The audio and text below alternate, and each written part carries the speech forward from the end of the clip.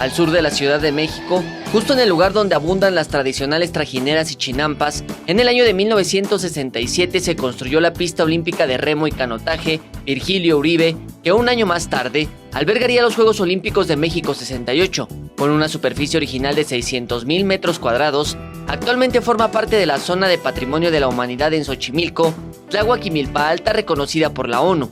Es un embalse artificial, eso significa que fue construido especialmente, no es un canal como los de Xochimilco.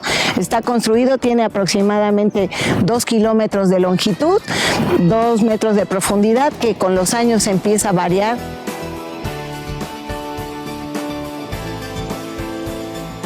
La pista de remo y canotaje cuenta con 19 hangares, un gimnasio, 7 muelles para el uso de quienes deseen acudir a practicar este deporte.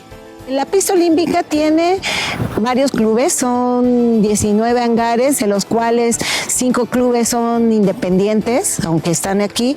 Están las 2 federaciones, la de remo y canotaje, está un club de la UNAM al que pueden anotarse todos los estudiantes siempre y cuando estén matriculados en la UNAM. Llevo 5 años practicando este deporte, sí.